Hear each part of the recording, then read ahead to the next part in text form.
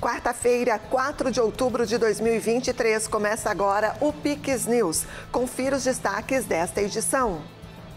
Governador do Paraná sanciona a lei da gratuidade das passagens aos idosos. Polícia ganha reforço nas festas de outubro. Operação segue até novembro com ampliação do efetivo. Metroviários encerram greve em São Paulo. Paralisação deixou caótica a vida de milhões de moradores da maior metrópole do país. Caso Bruno e Dom, réus vão a júri popular. Decisão foi anunciada há mais de um ano do crime. Vaticano inicia Sínodo dos Bispos. Encontro é marcado por temas que dividem a igreja. E você vai ver ainda. Estados Unidos. Presidente da Câmara é destituído. Decisão contou com votos dos próprios republicanos. Essas e outras notícias a partir de agora no Piques News.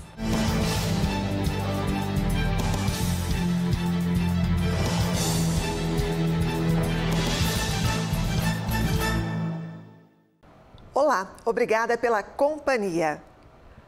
O governo do Paraná aprovou a lei que garante a reserva de passagens rodoviárias intermunicipais gratuitas ou com desconto para pessoas com 65 anos ou mais. A lei foi sancionada na semana em que é celebrado o Dia Internacional da Pessoa Idosa. A nova legislação faz parte de uma série de medidas anunciadas pelo Estado voltadas aos idosos paranaenses. Então a ideia é a gente fazer um grande trabalho em parceria com os municípios para justamente atender essa população idosa que cresce, que contribuiu muito com o nosso estado e que automaticamente a gente quer que eles possam fazer com que eles possam continuar ativos.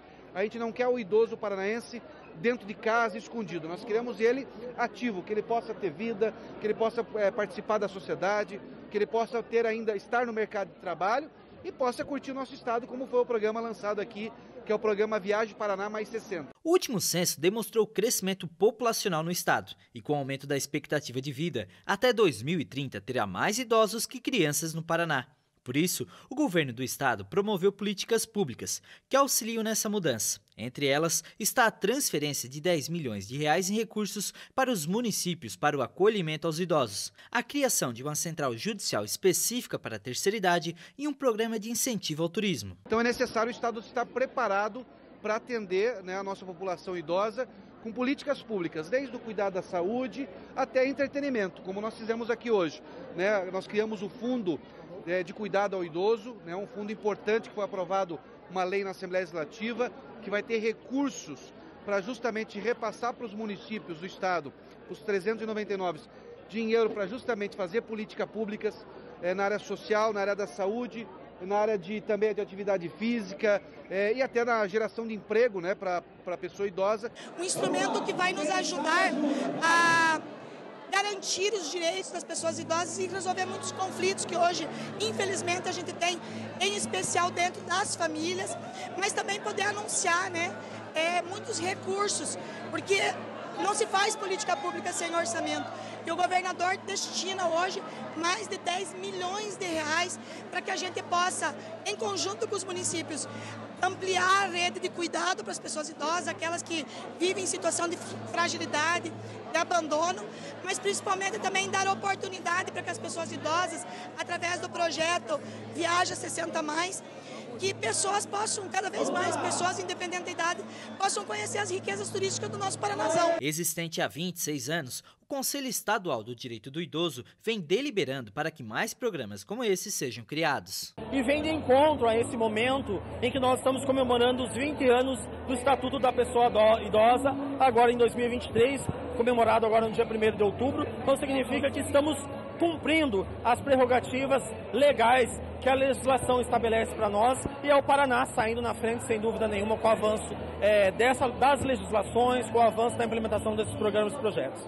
É uma alegria muito grande, porque são luta de muitos anos e hoje acontece aquilo que a gente esperava, E, assim, a gente não tem nem palavras para dizer, porque pelo carinho, por tudo que vem acontecendo em favor da pessoa idosa, Eu, como idosa, digo isso para vocês, que a gente se sente valorizada, amada e vê que a gente não é um estorvo nesse Brasilzão, A Polícia Militar de Santa Catarina, conhecida por ser uma das melhores do Brasil, se reuniu no início da semana para definir as estratégias de atuação durante as festas de outubro no estado catarinense.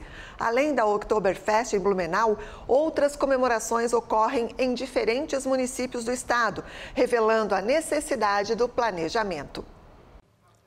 Mais de 1.000 policiais vão compor o efetivo para atuação durante as festas de outubro no estado catarinense. Além destes profissionais, outros 366 alunos do curso de sargento da PM irão reforçar a segurança durante os finais de semana. A Operação Festas de Outubro define atenção especial para festas tradicionais, como a Oktoberfest em Blumenau e Itapiranga, Fenarreco em Brusque, Heimatfest em Forquilinha e Bierville em Joinville. Além do efetivo local das cidades que nós citamos, nós recebemos reforço de efetivo de todo o estado. Então a cavalaria, o canil vai para o local e também nós aproveitamos o evento para usar nossos alunos em formação, como é o caso. Nós temos um curso em formação com 300 policiais militares que também serão empregados nesse evento, uma forma até de exercitar didaticamente, e são policiais experientes que podem ser empregados aí com tranquilidade no evento. Nós teremos aeronaves disponibilizadas para o atendimento operacional e para a parte preventiva, Nós teremos câmeras no entorno das festas para possível identificação de pessoas. Nós teremos o policiamento com motocicletas em todo o entorno, policiamento montado. Disponibilizaremos viaturas do BOP e do Choque também para estarem nas festas, A operação segue até o dia 19 de novembro. Além das regiões onde serão realizadas as festas, as rodovias estaduais e federais que servem de acesso para turistas de outras regiões terão a supervisão ampliada pelas polícias rodoviárias. A fiscalização de trânsito nas vias catarinenses pretende combater o uso de álcool ao volante. As ações nas estradas ocorrerão em períodos alternados, mas a população pode contribuir para um ambiente seguro, tomando algumas precauções. Não deixar seus objetos pessoais expostos, se dirigir, não beber, sempre ter alguém no grupo que não ingira bebida alcoólica para poder dirigir, ou então se hospedar já nos locais das festas, em que você possa se divertir com maior tranquilidade, mas o cuidado com os seus veículos, aonde estacionar os seus veículos, não deixar veículos abertos. Esse são cuidados assim naturais e óbvios, mas o óbvio tem que ser sempre dito e repetido, para que a gente consiga manter essa redução de índices criminais que nós já tivemos do ano passado. Então, ano passado nós reduzimos em 80% o furto de celulares, e 16% dos outros crimes, crimes e contravenções diversas. E agora um caso inusitado. Na noite de ontem, um homem em surto psicótico foi abordado após 70 quilômetros de acompanhamento que começou em Santa Catarina e terminou no Paraná. Os policiais rodoviários receberam a informação em uma denúncia feita pelos próprios familiares de que um homem de 43 anos dirigia em surto pela BR-101. Em Joinville, norte catarinense, ele recebeu a primeira ordem de parada e não obedeceu. Já no Paraná, uma carreta foi utilizada para bloquear o trânsito e forçar um congestionamento, provocando a parada do veículo conduzido pelo homem, que falava coisas desconexas e se mostrava bastante desorientado. Devido à agressividade, o motorista foi sedado pela equipe da concessionária Arteres e encaminhado para a UPA de São José dos Pinhais, na região metropolitana de Curitiba, onde aguardou a chegada dos familiares para então ser liberado. Os metroviários decidiram encerrar a greve em São Paulo. A paralisação afetou a vida de milhões de moradores na metrópole global. Em assembleia realizada na noite desta terça-feira, os metroviários decidiram encerrar a greve que paralisou todas as operações nas linhas de transporte público operadas pelo metrô de São Paulo. Contra privatizações do transporte público e do serviço de saneamento, trabalhadores do metrô, da Companhia Paulista de Trens Metropolitanos e da Sabesp resolveram paralisar suas atividades, o que afetou 4 linhas operadas pelo metrô e 3 linhas de trens operadas pela CPTM. Outras 2 linhas de trem operadas pela CPTM funcionaram de forma parcial. Eu acredito que, de fato, é necessário ter um debate a respeito da privatização das linhas de metrô e trem, mas eu não concordo com o método de entrar numa greve e prejudicar milhões de trabalhadores que, nesse momento, precisam chegar no trabalho, precisam chegar em casa e não conseguem por conta da greve. Sou contra a greve, né? Tem um motivo que eu estou falando, que é ruim para o nosso lado, nesse caso, né? Esse caso aí é ruim para a gente, trabalhador que necessita do metrô, o trem. O meu horário certo, eu tive que acordar 2h30 da manhã para poder chegar no meu trabalho e cumprir com minhas obrigações. E agora estou indo embora. Que hora que eu vou chegar eu não sei, mas Deus sabe. Apenas os ônibus municipais, 2 linhas privatizadas do metrô e 2 linhas de trem operadas pela Via Mobilidade funcionaram. Mesmo assim, houve problemas em uma das linhas de trem da Via Mobilidade. Para o governador de São Paulo, Tarcísio de Freitas, a greve teve motivação política e os estudos para a privatização das 3 empresas vão continuar. Então é uma pena a gente ver o cidadão de joelhos, o cidadão sofrendo, o cidadão tendo a privação do transporte por uma pauta que, sinceramente, não é motivo para paralisação. O Estado não pode estudar desestatização de linhas, não pode estudar concessões de linhas. E é interessante, olha, nós estamos entrando em greve porque nós somos contra a desestatização, contra a concessão de linhas. E quais são as linhas que estão disponíveis hoje, que estão funcionando hoje? A linha 4, que é concedida, a linha 5, que é concedida, a linha 8, que é concedida, a linha 9, que é concedida. Justamente as linhas concedidas são as que estão funcionando. As linhas operadas pela iniciativa privada são as que estão operando. E o cidadão privado do transporte coletivo naquelas linhas que são operadas pela empresa pública. Nós vamos continuar estudando esses processos, nós vamos continuar estudando concessões, nós vamos continuar estudando para prestar o melhor serviço para o cidadão. A Justiça Federal do Amazonas determinou que os réus dos assassinatos do indigenista Bruno Pereira e do jornalista Dom Phillips fossem levados ao júri popular. A decisão foi anunciada nesta terça-feira, mais de um ano depois do crime. Um júri popular vai ser responsável por definir o futuro dos réus dos assassinatos do indigenista Bruno Pereira e do jornalista Dom Phillips. A informação é da Agência Brasil. A decisão foi anunciada pela Justiça Federal no Amazonas. Amarildo Costa de Oliveira, seu irmão Osnei da Costa de Oliveira e Jefferson da Silva Lima estão presos preventivamente em penitenciárias federais de Campo Grande e Catanduvas.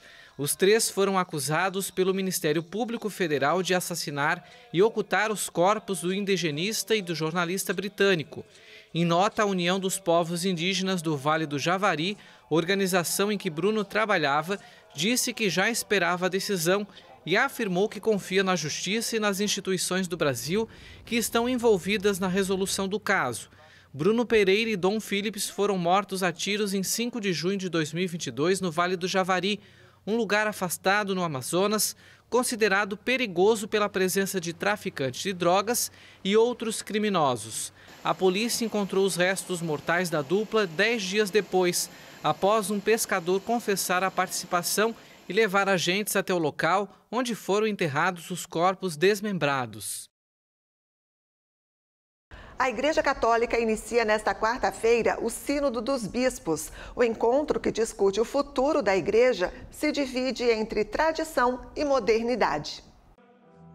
O Sínodo dos Bispos, o encontro mundial sobre o futuro da Igreja Católica, começou nesta quarta-feira no Vaticano, entre grandes expectativas de abertura e a preocupação dos conservadores com temas como o tratamento aos divorciados e a religião da comunidade LGBTQIAP+. O evento vai acontecer ao longo de 4 semanas em Roma, após 2 anos de consultas em todo o mundo. E também deve abordar temas como as mulheres diaconisas e o celibato sacerdotal.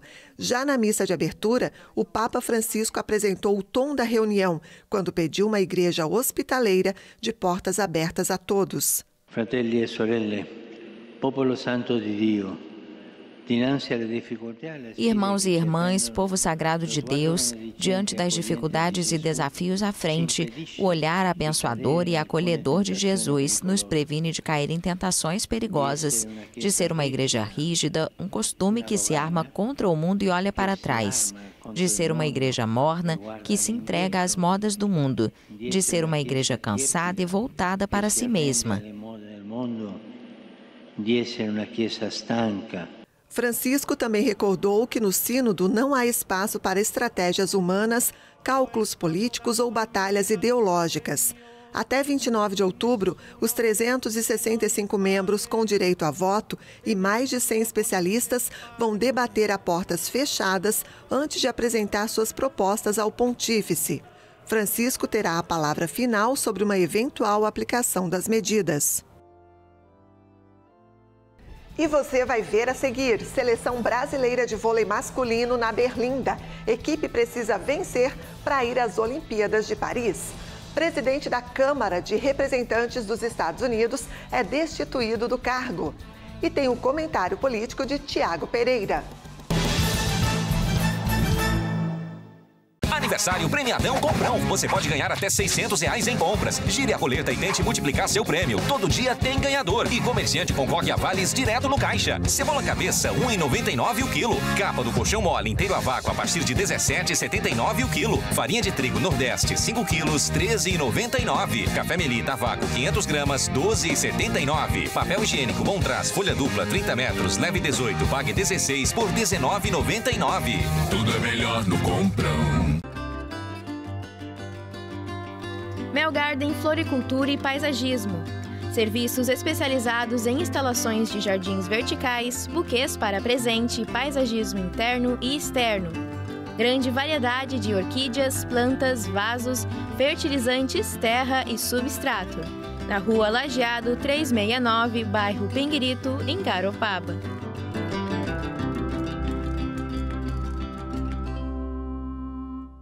Já pensou em estar em um lugar assim?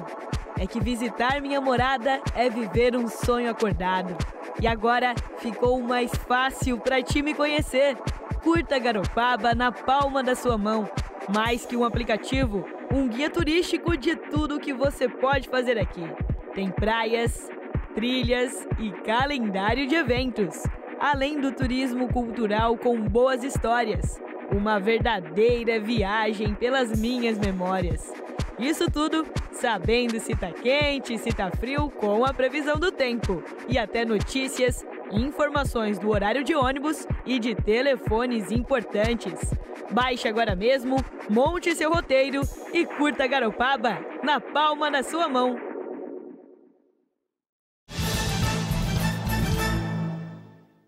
Olá, estamos de volta. O Nobel de Química premiou nesta quarta-feira 3 cientistas por pesquisas sobre pontos quânticos, que hoje iluminam aparelhos de TV e lâmpadas de LED.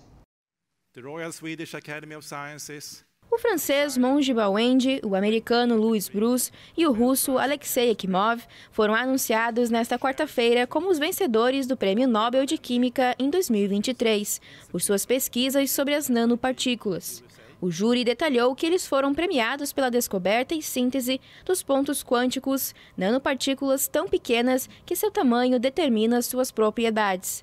O Comitê Nobel explicou que estes componentes de nanotecnologia, os menores, agora espalham sua luz a partir de aparelhos de televisão e lâmpadas de LED, e também podem orientar os cirurgiões quando precisam remover um tumor, entre muitas outras coisas. Os nomes dos cientistas vazaram para a imprensa sueca alguns minutos antes do anúncio. O vazamento do nome de um vencedor do Nobel é algo raro, e a Academia Sueca, que se esforça para que os debates aconteçam em sigilo, pediu desculpas.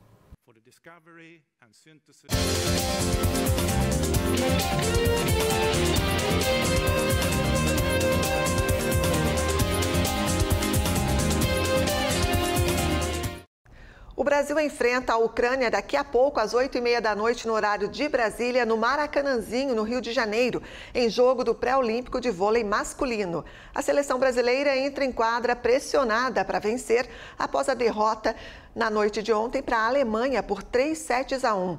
Com o resultado, o Brasil ocupa a 4ª posição do Grupo A, que tem a Alemanha em primeiro lugar e Itália em segundo. Cuba ocupa a 3ª posição. No pré-olímpico, apenas as 2 melhores seleções de cada chave garantem um lugar nas Olimpíadas. Agora, a equipe comandada por Renan Dalzotto precisa vencer todos os jogos e ainda contar com outros resultados. Além da Ucrânia, hoje, Cuba, Irã e Itália serão os próximos adversários da seleção brasileira masculina de vôlei, que é uma das equipes com mais medalhas olímpicas do mundo, com 3 ouros e outras 3 pratas conquistados. Carlos Alcaraz, o número 2 do mundo no tênis, confirmou presença no Rio Open de 2024. O tenista espanhol é o primeiro confirmado para o torneio carioca, que será disputado no Jockey Club Brasileiro de 17 a 25 de fevereiro do ano que vem. Alcaraz confirmou que vai jogar no Rio Open de 2024, principal torneio de tênis da América do Sul. O espanhol é o 3º atleta confirmado para a 10ª edição da competição, que já teve como campeões Rafael Nadal, David Ferrer, Pablo Cuevas, Dominic Thiem e Diego Schwartzman. Alcaraz vai participar pela 4ª vez do torneio carioca, onde em 2022, aos 18 anos, se tornou o atleta mais jovem a conquistar um título de ATP 500. Na edição passada, afetado por problemas físicos, ele perdeu na final para o britânico Cameron Norrie.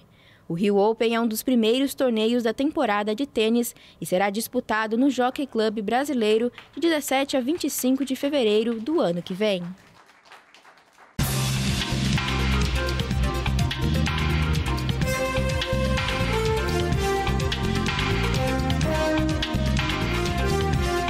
O presidente americano Joe Biden expressou o desejo de que a Câmara eleja rapidamente um novo líder. O presidente da Câmara foi destituído pelo Partido Republicano.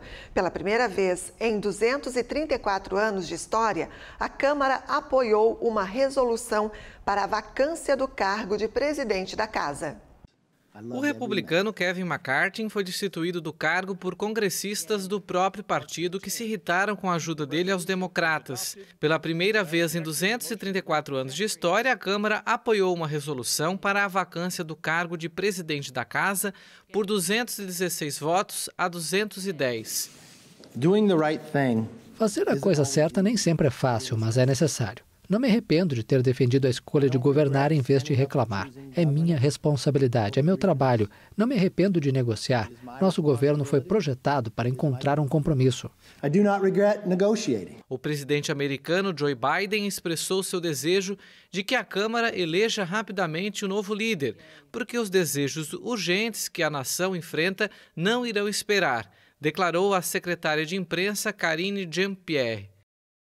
E agora chegou o momento do comentário político. Tiago Pereira já está aqui comigo no estúdio e eu pergunto para ele sobre esse caso dos Estados Unidos, essa ação da destituição do presidente da Câmara. Qual análise nós podemos fazer, hein, Tiago? Boa noite, bem-vindo.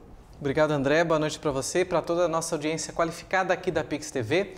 Uma decisão que faz jus ao cargo eletivo, né? Principalmente aos congressistas, os deputados, nesse caso os representantes da Câmara, lá dos Estados Unidos, ainda mais um cargo eletivo que precisa de voto dos demais para estar na posição da presidência, né? A nova eleição só deve, portanto, ocorrer na semana que vem. O Patrick McCarry assume interinamente, mas tem pouco a fazer. De certa forma, a destituição é considerada uma vitória trumpista e um recado às próximas eleições americanas que, por outro lado, no judiciário tentam a todo custo impedir Donald Trump de concorrer. A derrubada de McCarry contou com o apoio da minoria dos republicanos que votaram contra a aprovação de uma expansão do teto de gastos que ocorreu no sábado, pressionada por uma paralisação prometida aí pelos servidores republicanos.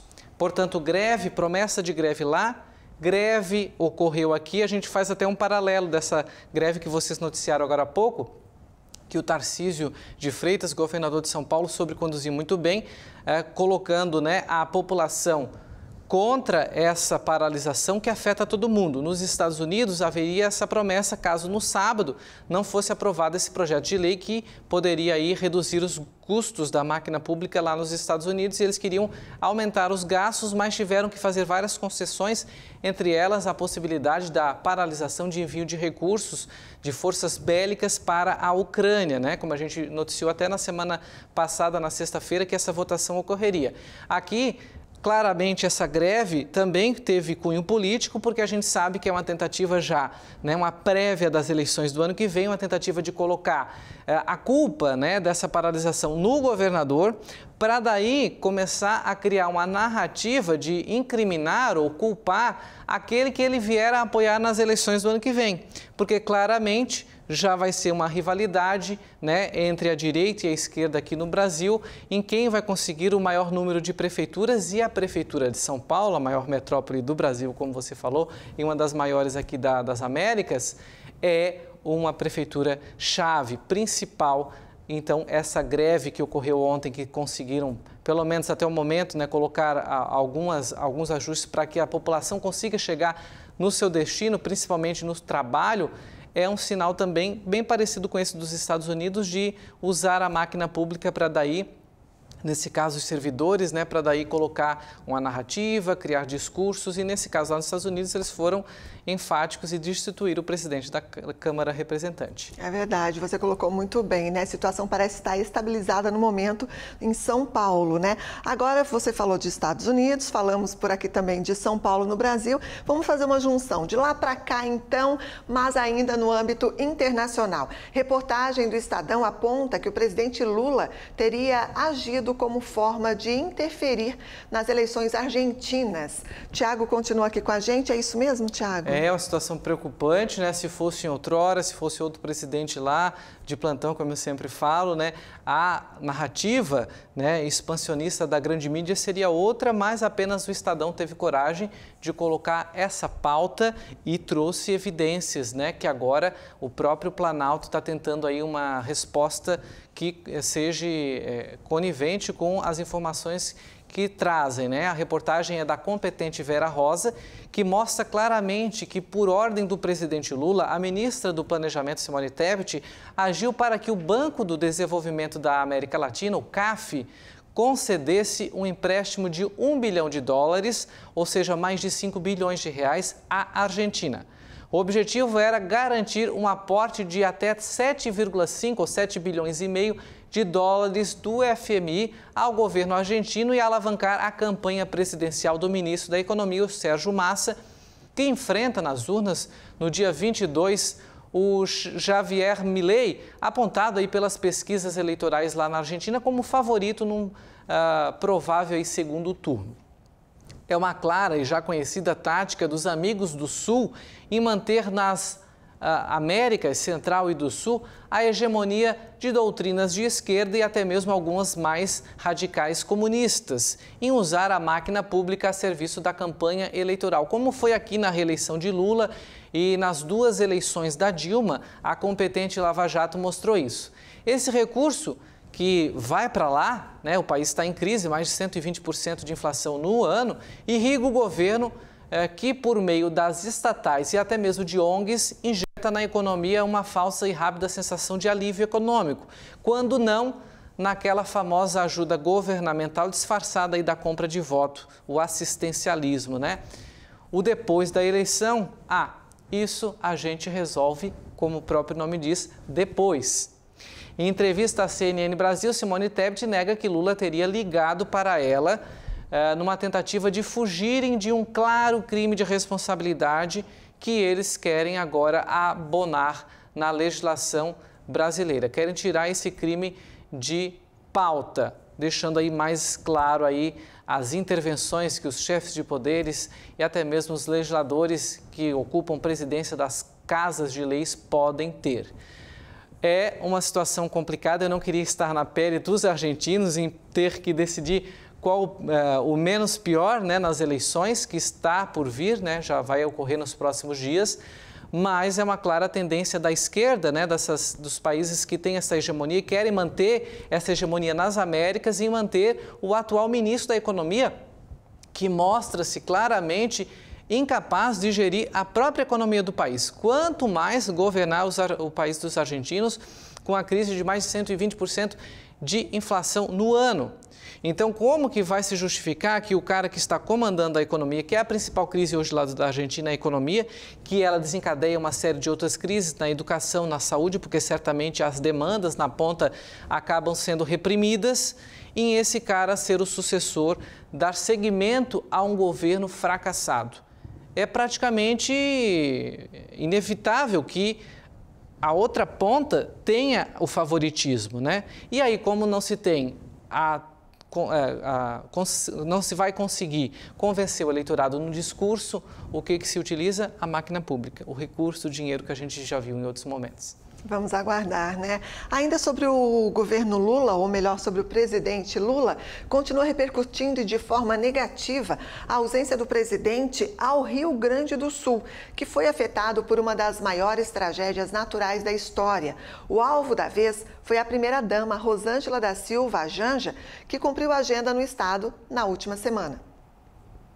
Pois é, essa situação, André, é uma situação que tem um pouco de crítica necessária que se tem que fazer sobre a situação e outras um tanto quanto politiqueiras, né, de oposição, que natural, né?